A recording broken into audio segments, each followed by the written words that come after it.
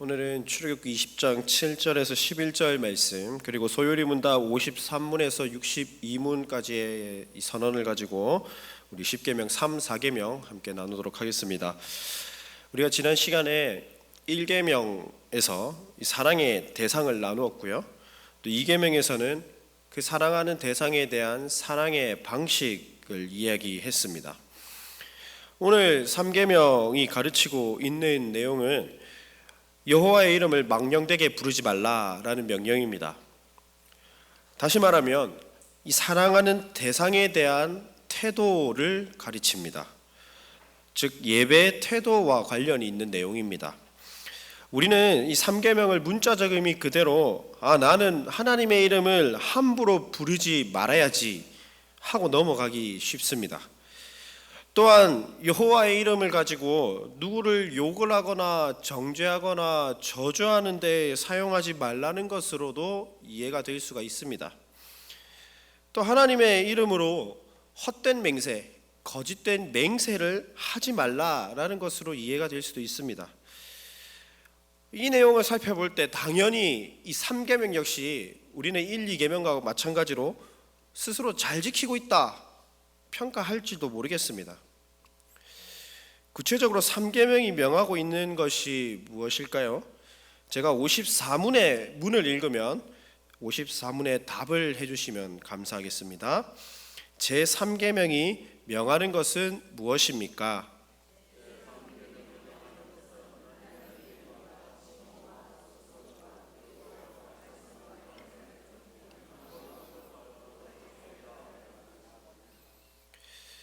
구약 성경을 우리가 잘 한번 읽어보면 하나님의 이름을 참 많이 물어봅니다. 대표적으로 야곱이 야복강가에서 하나님의 천사랑 이렇게 씨름을 하고 난 후에 이스라엘이라는 이름을 받습니다. 그런데 그때 야곱이 당신의 이름은 무엇입니까? 이렇게 물어봅니다.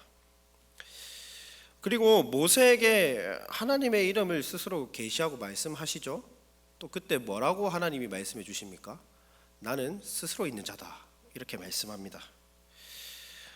또 특별히 이사야 선지자를 통해서 이 아기 예수님이 오실 것을 예언할 때 그 아이의 이름을 두고 이사야 9장 6절에서 기묘자라고 말을 합니다. 이 기묘자라는 말 우리가 좀 쉽게 풀어보면 비밀, 감추어져 있는 이런 뜻입니다. 우리에게 하나님의 이름이 왜 중요할까요? 하나님의 이름은 감추어져 있기 때문입니다. 그런데 하나님의 이름은 누가 지어준 이름이 결코 아닙니다. 지난주에 잠시 다루었듯이 하나님은 누군가로부터 창조된 존재가 아닙니다. 그리고 누군가로부터 나타나거나 누군가로부터 나오신 분이 아닙니다. 영원 전부터 영원까지 삼위일체 하나님 스스로 계신 분입니다. 하나님은 스스로 자신을 나타내 보이셨고 스스로 자신을 계시하셨습니다. 그렇기 때문에 하나님의 이름은 자신이 누구신지 알려주는 계시의 방편이 됩니다. 동시에 하나님의 이름은 하나님의 본성을 다양한 측면에서 계시합니다. 그렇기 때문에 하나님에게 그 이름은 하나님 그 자체이신 것입니다. 하나님의 이름은 온 땅에 충만합니다. 그리고 온 땅 가운데서 가장 중요한 이름입니다. 이 중요한 이름을 하나님께서 우리에게 계시하셨습니다. 그렇기 때문에 우리는 이제 하나님을 부를 수 있게 되었습니다. 하나님은 하나님의 이름을 우리에게 가르쳐 주심으로 스스로 그 이름 안에서만 일하시기로 자신을 계시하셨고 결정하셨습니다. 특별히 이 계시된 여호와의 이름, 하나님의 이름을 부르는 경우가 언제 가장 자연스럽고 많이 이루어지냐면 예배의 현장 가운데서 표현되어집니다. 예배 가운데에 성령으로 시작을 합니다. 그리고 예배 가운데에 하나님을 부르면서 예배를 시작하고 예수 그리스도의 이름으로 마칩니다. 설교 역시 하나님의 이름으로 행하신 놀라운 일들을 선포하는 행위입니다. 또 우리가 유아 세례를 베풀고 또 세례를 베풀 때에 담임 목사님께서 이 세례 대상자에게 물로 머리에 안수하십니다. 그럴 때 성부와 성자와 성령의 이름으로 세례를 주노라 이렇게 공포하십니다. 강복선언 역시 하나님의 이름으로 우리에게 하나님의 복을 선포하는 행위입니다. 이처럼 하나님의 이름이 가장 뚜렷이 나타나고 가장 많이 불려지는 현장이 바로 예배의 현장입니다. 3계명 역시 보시면 무엇 하지 말라 부정명령입니다. 긍정명령으로 바꿔보면 하나님의 이름으로 경건하게 그리고 경외하며 예배 드리라라는 것으로 바꾸어 볼 수가 있습니다. 그렇다면 질문 한번 해보겠습니다. 하나님을 경외하는 마음이 없이 그저 기계적으로 수동적으로 예배 현장에 나오는 행위, 3계명을 어기는 행위일까요? 아닐까요? 어기는 행위겠죠. 그리고 또 감사함 없이 마치 대중가요를 우리가 흥얼거리듯이 찬송하는 일, 3계명을 어기는 행위입니다. 강단에서 선포되는 이 설교 말씀을 너무나 비판적으로 듣거나 거룩한 말씀을 우리의 욕심대로 해석하는 그러한 행동 역시 3계명을 어기는 행위입니다. 또 너무 성령님이 나한테 강력하게 왔으면 좋겠는 나머지 막 성령 받으라 이렇게 하는 기도원 집회도 성령님을 너무 가볍게 생각하는 안일한 행위가 아닌가 한번 고민해 봐야 합니다. 예배는 사람이 받는 것이 아닙니다. 예배는 하나님이 받으시는 것이기 때문입니다. 사랑하는 하나님이 이 예배의 자리에 찾아오셔서 임재하시고 사랑받는 자녀인 우리가 하나님께로 나아가는 현장임을 기억하시기 바랍니다. 그렇다면 3계명이 금하고 있는 것이 무엇인지도 알아야 합니다. 55문의 문을 읽으면 답을 한번 읽어 주십시오. 제 3계명이 금하는 것은 무엇입니까?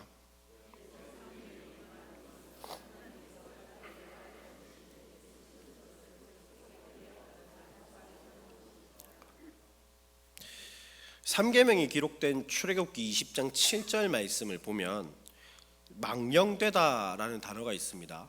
망령되다라는 단어는 헛되게, 비어있는, 공허하게, 가치 없게라는 이러한 의미를 가지고 있습니다. 하나님의 이름을 내 욕심과 내 탐욕대로 의미 없게 부르지 말라는 겁니다. 오직 하나님께 영광이 되는 목적으로 하나님의 이름을 부르라고 말하고 있는 것입니다. 하나님의 이름을 가치 없게 만들지 말아달라 이러한 명령인 것입니다. 예시를 몇 가지 한번 들어보겠습니다. 과거 유대인들은 3계명을 지키기 위해서 하나님의 이름을 부르는 것 그 자체를 금지했습니다. 그래서 유대인들은 여호와라는 하나님의 알려주신 그 이름 말고 그 대신에 점을 4개 찍어서 아도나이라는 이름으로 부르게 됩니다. 이러한 유대인들의 행동이 과연 3계명을 잘 지킨 행위라고 볼 수 있을까요? 아예 부르지 말라는 뜻이 아닙니다. 요엘서 2장 32절 말씀을 보면 여호와의 이름을 부르는 자는 구원을 얻는다라고 말씀하고 있습니다. 우리는요 자주 여호와의 이름, 하나님의 이름을 불러야 됩니다. 단 망령되게, 헛되게, 아무 의미 없이 하나님의 이름을 부르지 말 것을 3계명을 통해 알려주시고 있는 것입니다. 54문을 다시 한번 보시면 존경하는 마음으로 거룩하게 사용할 것을 소요리 문답은 선언합니다. 제대로 사용하라는 것입니다. 올해는 제가 찬양 사역을 안 하고 있는데 작년까지 이제 1년 반 정도 중고등부 친구들이랑 오후예배 찬양을 전담하면 아직은 이 어린 학생들이 이런 요청들을 가끔 했습니다. 강도사님, 우리 좀 신난 찬양 많이 하고 성도님들 다 같이 일어나서 함께 좀 박수 치면서 뜨겁게 찬양했으면 좋겠어요. 잘못됐다고 생각 들지 않죠? 저 또한 잘못됐다고 생각은 들지 않습니다. 아이들이 하나님을 찬양하는 일 그 자체로 너무 즐거워하고 있고 기뻐하고 있기 때문입니다. 그런데 일단 지도는 해야 되니까 이렇게 한번 되로 질문을 한번 해봤습니다. 다 좋은데 그게 누구를 위한 찬양일까? 한번 고민해보자 했습니다. 사실 우리가 찬양을 하다 보면 하나님을 향한 진정한 고백이 묻어난 우리의 찬양인지 아니면 내 감정이 앞선 찬양인지 헷갈릴 때가 종종 있습니다. 찬양은 곡조 있는 기도입니다. 기도는 누구에게 드리는 것입니까? 하나님이죠. 그 이름을 의지해서 하나님께 드리는 것입니다. 찬양도 역시 하나님의 이름을 높이는 행위입니다. 그렇기 때문에 바로 알고 바르게 찬양해야 합니다. 새벽기도 때 계속해서 스가랴서를 묵상하는데 어제 스가랴 본문에서 정말 누구를 위한 금식인지 책망하는 장면이 기록되어져 있죠. 마찬가지로 우리 역시 누구를 예배하고 있는지 그 이름을 통해서 나타내 보이시고 계심을 우리는 바라봐야 합니다.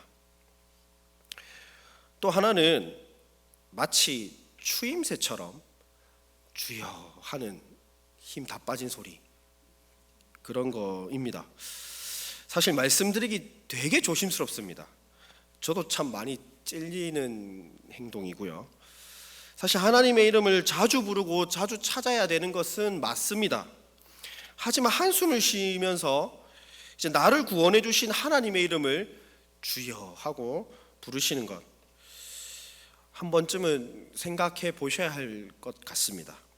주님의 이름은 감탄사가 아니잖아요. 정말 기도하는 마음으로 주님이라고 말하는 것이 조금 더 삼계명을 잘 지키고 있는 행위라고 생각이 듭니다. 마지막으로 한 가지 더 예시를 들어보겠습니다. 기도하시다가 하나님 앞에 우리의 생각을 말하면서 내가 하나님 앞에 서원하겠습니다 하는 경우가 있죠.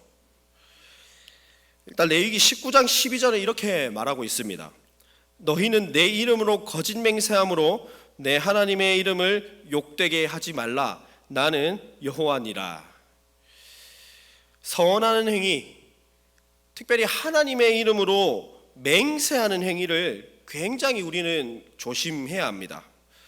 만약에 하나님의 이름으로 맹세하거나 서원하거나 기도했다면 그것을 반드시 지키기를 소망합니다.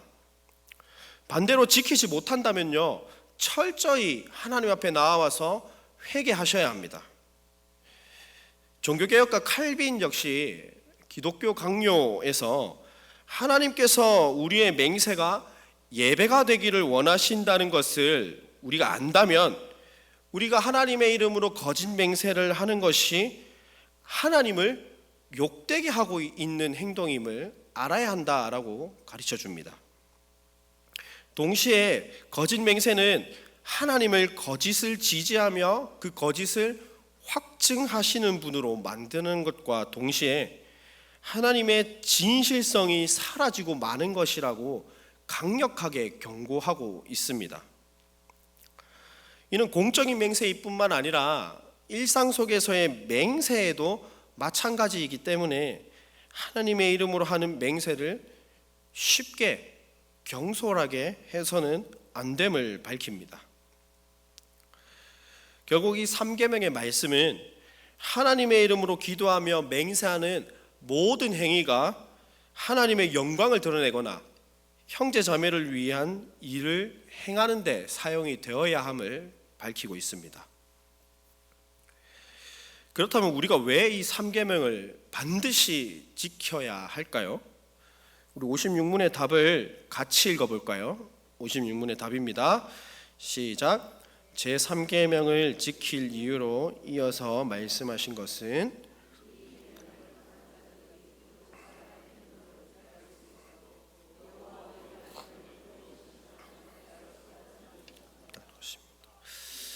레위기 24장에 보시면요, 이스라엘인 어머니와 애굽인 아버지 사이에 태어난 한 아이의 사례가 등장합니다.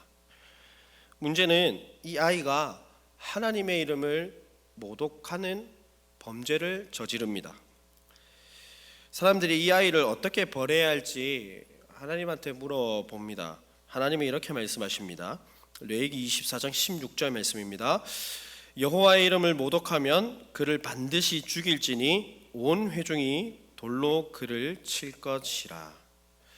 뒤에 이어서 레위기 24장 17절에는 사람을 죽일 때도 돌로 쳐서 죽일 것을 명합니다. 그와 동급으로 하나님의 이름을 모독하는 사람에게는 돌로 쳐 죽임을 당하는 심판, 반드시 하나님의 심판이 임한다라는 것을 보여주고 있습니다. 하나님의 이름을 망령되게 부르는 것, 욕되게 부르는 것, 과연 사람이 내리는 형벌을 피할 수 있을지라도 하나님의 심판은 결코 피할 수 없습니다. 하나님의 이름은 부르지 말아야 될 그러한 이름이 아닙니다. 심판을 피할 수 없기 때문에 우리는 하나님의 이름을 신중하게 불러야 합니다. 사랑하는 성도 여러분, 3계명을 통해서 세상에서 가장 귀한 이름, 우리에게 주어진 가장 영광스러운 이름은 하나님의 이름임을 기억하셔야 됩니다. 하나님의 이름을 악한 목적을 위해 사용되거나 농담의 도구로 사용하거나 나의 한숨의 추임새가 되어서도 결코 안 되겠습니다. 또 나의 뜻을 합당화시키기 위해서 하나님의 이름을 내밀면서 불러서도 안 되겠습니다. 반대로 하나님의 이름을 영광되는 자리, 복음이 선포되고 하나님 앞에 기도할 때 우리는 적극적으로 사용해야 합니다. 이미 우리에게는 하나님의 이름이 계시되고 주어진 사람들입니다. 다시 말하면 하나님의 이름이 우리에게 걸려있다라는 말씀입니다. 세상은 나를 통해서 하나님의 이름을 봅니다. 나 때문에 하나님의 이름이 욕을 먹습니다.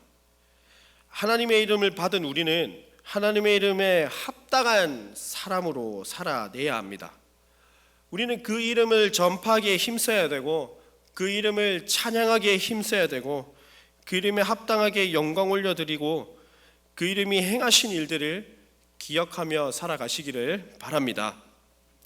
우리 계속해서 4계명을 알아가겠습니다. 58문의 문을 읽으면 답을 해주시면 감사하겠습니다.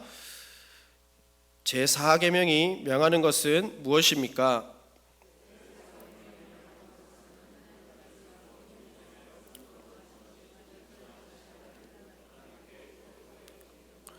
곧 이레 중 하루를 종일토록 하나님께 거룩한 안식일로 지키라는 것입니다. 요새 이제 젊은 층에 유행하는 말이 하나 있습니다. 한번 들어보셨을 것 같습니다. 바쁘다 바빠 현대사회, 이런 유행말이 있습니다.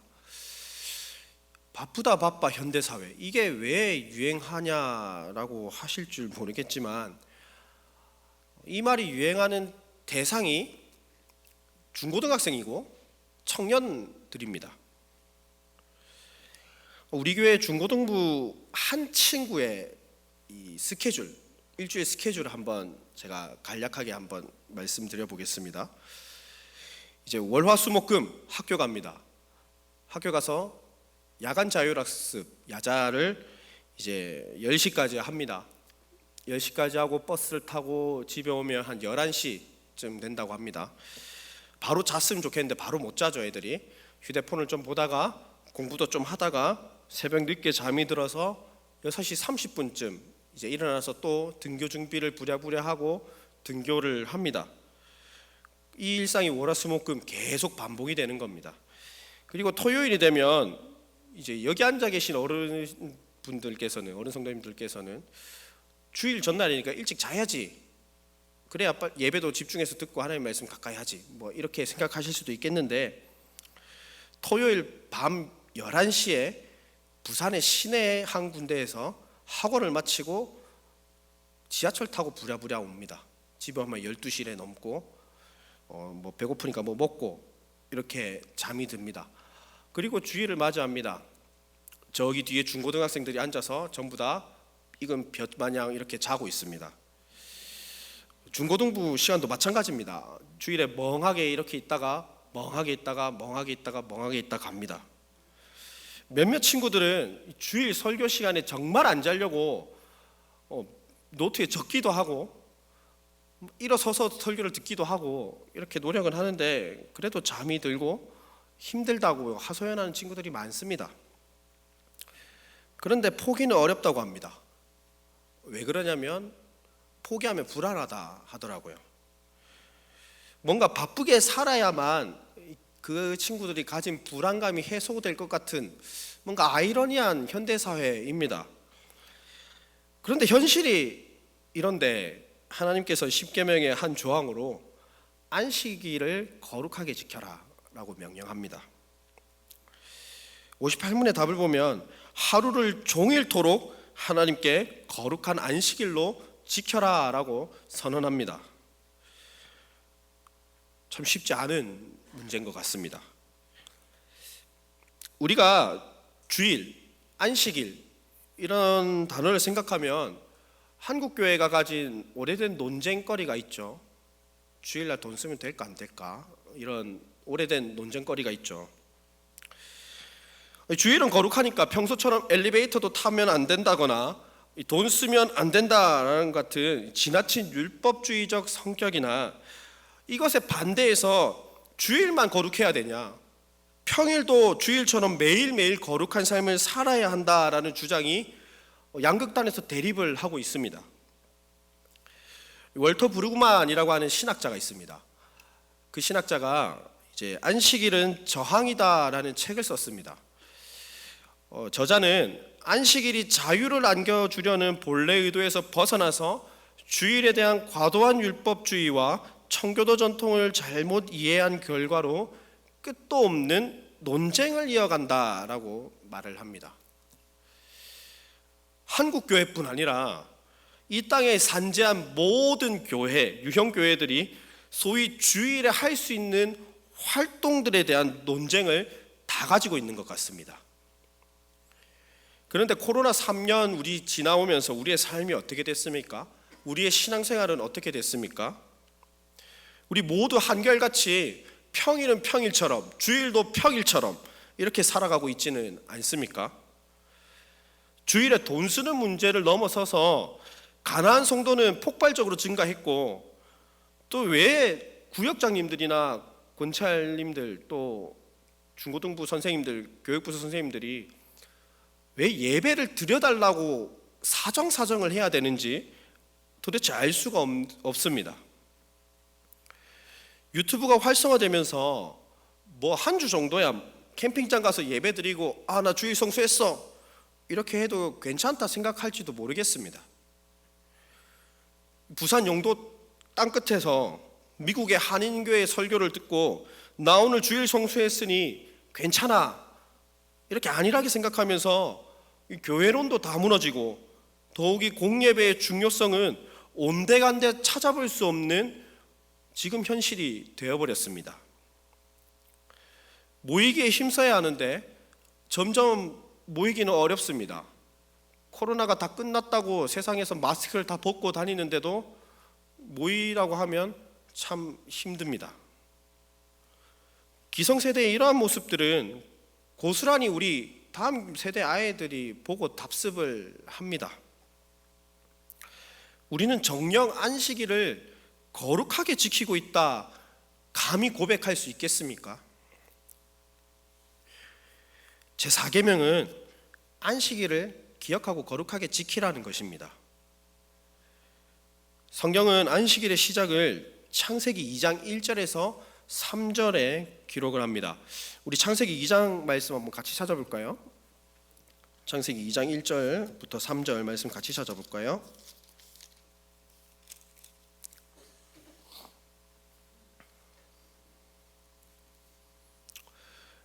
창세기 2장 1절부터 3절 말씀 우리 같이 한번 찾아서 읽어보겠습니다. 천지와 만물이 다 이루어지니라. 하나님이 그가 하시던 일을 일곱째 날에 마치시니 그가 하시던 모든 일을 그치고 일곱째 날에 안식하니라. 하나님이 그 일곱째 날을 복되게 하사 거룩하게 하셨으니 이는 하나님이 그를 창조하시며 만드시던 모든 일을 마치시고 그날에 안식하셨음이니라. 아멘. 하나님이 말씀으로 빛을 창조하신 것을 시작으로 짐승과 사람을 창조하시는 것이 끝이 나주고 그리고 그 다음 날에 안식하셨습니다. 하나님도 바쁘다 바빠 창조질서 창조세계 이렇게 하면서 피곤해 하시면서 쉬셨을까요? 사계명을 통해서 하나님이 알려주시는 것은 하나님은 나는 피곤하지 않는 전능한 하나님이야 이걸 보여주시기보다 하나님께서 친히 사랑의 모범을 보여주고 계시다라는 측면에서 바라봐야 합니다. 하나님께서 안식을 통해 창조하셨습니다. 그리고 구속하심을 기억하게 하기 위해서 이 안식일을 허락하셨습니다. 하나님 없인 참된 안식이 없음을 보여주기 위해서 안식이 필요 없으신 하나님께서 친히 안식하심으로 우리에게 모범을 보여주신 것입니다. 십계명은 이 출애굽기 20장이랑 신명기 5장에 두 번 기록되어져 있습니다. 그래서 이 안식일의 시작이 언제냐 하는 논쟁도 있는데요. 어떤 사람은 안식일이 창조 이후 안식일을 지켰다라고 하기도 하고, 어떤 사람은 시내산에서 모세에게 십계명을 이렇게 주신 후에 안식일을 지켰다라고 말을 하기도 합니다. 두 견해가 어느 것이 옳은지는 단언할 수는 없지만 우리가 창세기 말씀을 볼 때 안식일은 창조와 함께 제정된 창조 질서로 보는 것이 전통적인 해석 방법입니다. 일단 우리가 출애굽기 20장 11절 말씀을 보시면 엿새 동안에 나 여호와가 하늘과 땅과 바다와 그 가운데 모든 것을 만들고 일곱째 날에 쉬었음이라. 그러므로 나 여호와가 안식일을 복되게 하여 그날을 거룩하게 하였느니라 라고 기록을 합니다. 우리가 사계명을 지켜야 되는 이유 첫 번째는 하나님께서 6일 동안 천지 만물을 창조하시고 일곱째 날에 안식하셨기 때문입니다. 따라서 사계명은 창조주 하나님을 계시합니다. 모든 교회와 모든 성도는 안식일을 거룩하게 지킴으로 창조주 하나님을 기억하고 오직 하나님만이 이 텅 빈 세상을 말씀의 능력으로 가득 채우신 창조주 되심을 기억해야 합니다.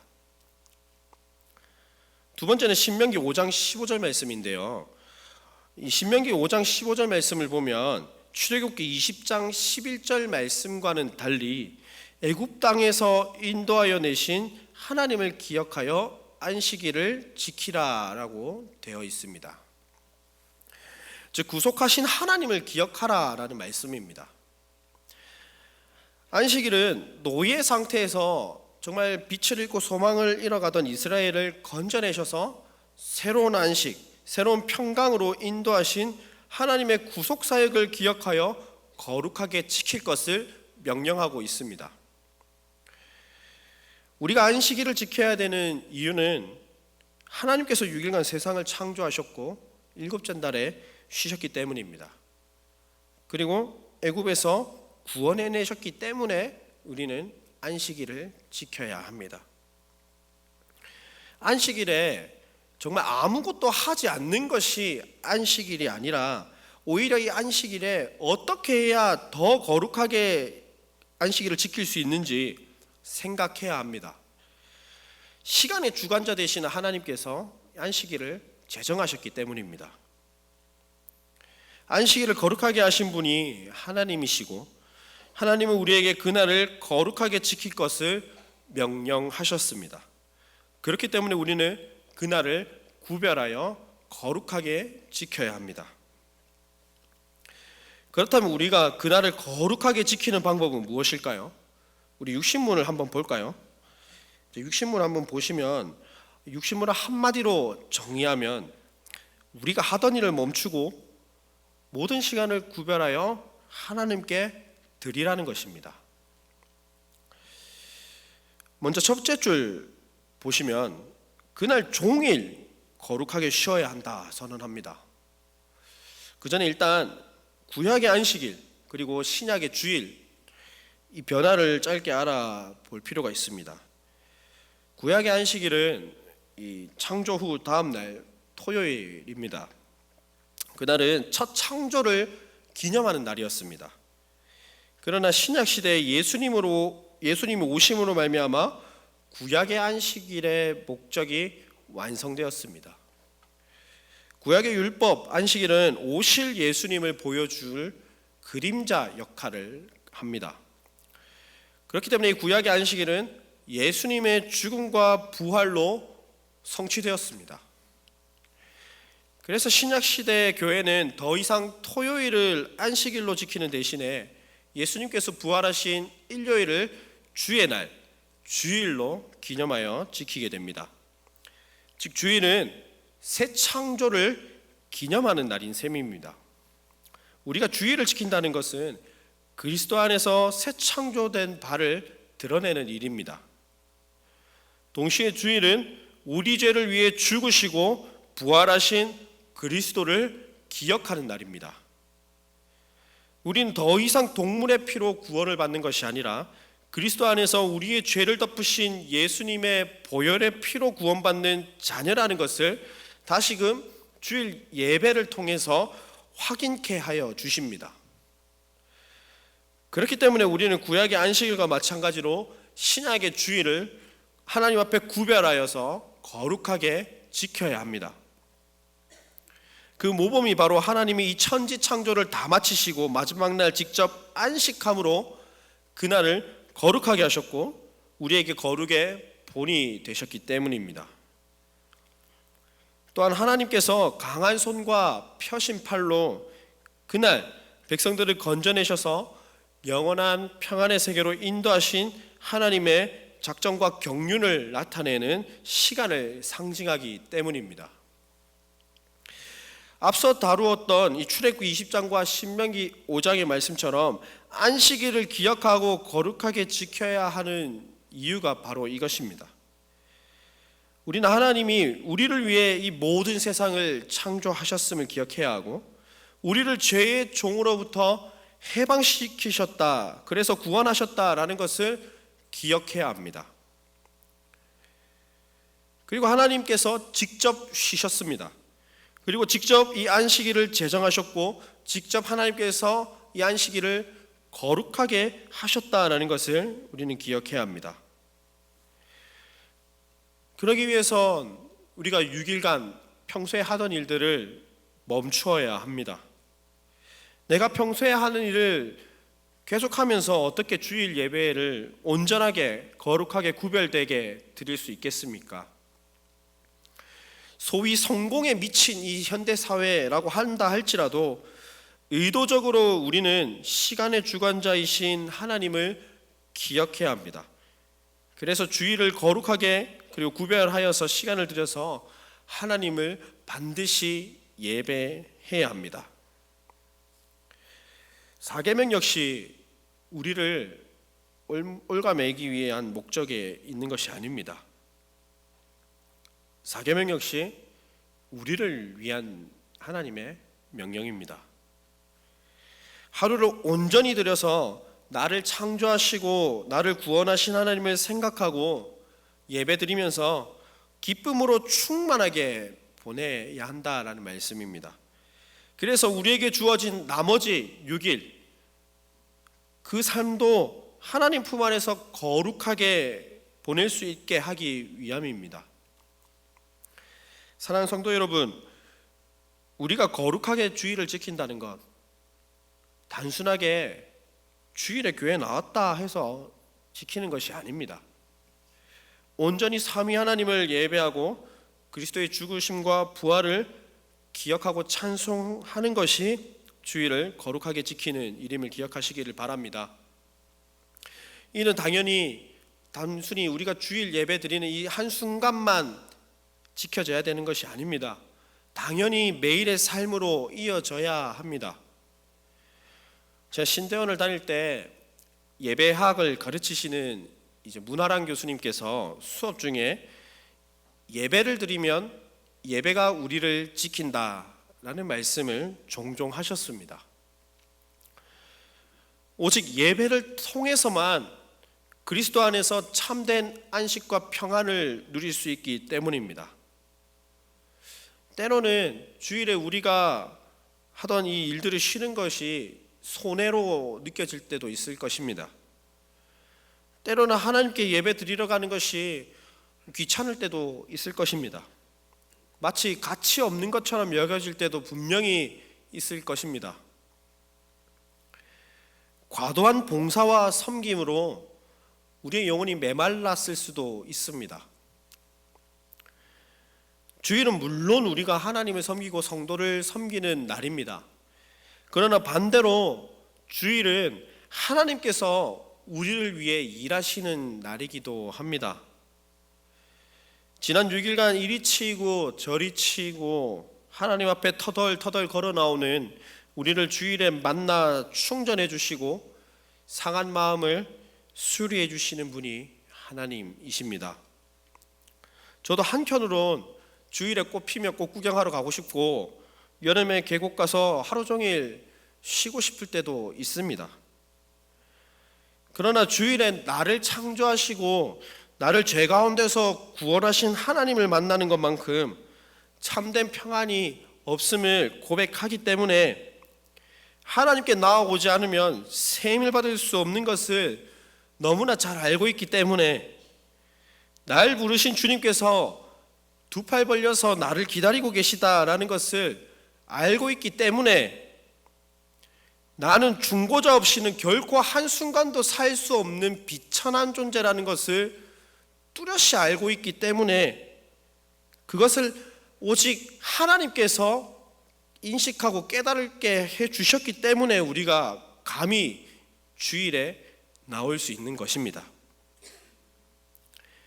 사랑하는 성도 여러분, 여호와의 이름을 부를 수 있는 거룩한 예배의 자리에 나오시기를 바랍니다. 안식이 결코 필요 없으신 분께서 우리를 위해서 안식하셨습니다. 그리고 그날을 안식일로 제정하셨습니다. 심지어 그 안식일을 제정하신 하나님께서 우리를 위하여서 예수님을 보내셨고 예수님께서 그 안식일을 직접 성취하셨습니다.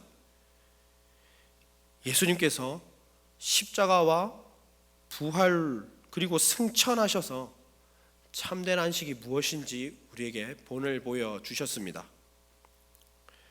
이제는 안식일을 그리스도와 한 몸을 이룬 우리가 그리스도 안에서 거룩하게 지킴으로 충만한 기쁨을 그리고 평강을 누리게 될 영원한 안식이 여기에 있다는 것을 보여주시기 위해서 성령 하나님을 우리에게 보내셨습니다.